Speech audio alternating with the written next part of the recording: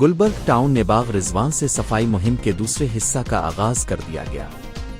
Chairman Gulberg town نصرت اللہ نے درخت کی چھٹائی کر کے صفائی مہم کا آغاز کر دیا۔ اس موقع پر چیئرمین گلبرگ ٹاؤن نصرت اللہ نے کہا کہ حالیہ بارشوں کے بعد شہر کا انفراسٹرکچر تباہی کا شکار ہو گیا تھا۔ ان حالات کو دیکھتے ہوئے گلبرگ ٹاؤن نے ایک مکمل صفائی مہم کا آغاز کیا ہے۔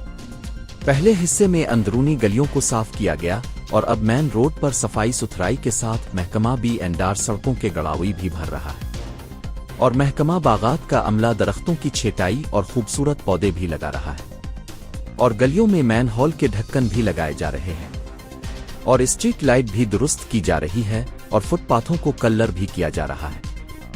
اس کے ساتھ محکمہ لینڈ کا عملہ ناجائز تجاوزات کو بھی ریموو کر رہا ہے۔ ہمارا سلوگن تھا clean green and bright Gulberg town. ہماری کوشش ہے کہ عوام کو صاف ستھرا اور بہتر ماحول میسر کیا جا سکے، جو کہ ہماری ذمہ داری ہے۔ چیئرمین اور ہماری پوری ٹیم عوام کے ہمراہ موجود ہے۔ ہم عوامی مسائل کو عوام کے ساتھ مل کر حل کر رہے ہیں۔ ہم کسی پہ احسان نہیں کر رہے، آپ کے ٹیکس کے پیسوں سے ہی یہ کام ہو رہے ہیں۔ ہماری اجتماعیت کی تربیت ہے کہ آپ کے سپرد جو کام دیا جائے اسے احسن طریقے سے انجام دیا جائے۔ ہماری کوشش ہے کہ بلدیاتی سہولتیں ان کی دہلیز پہ میسر کی جا سکیں۔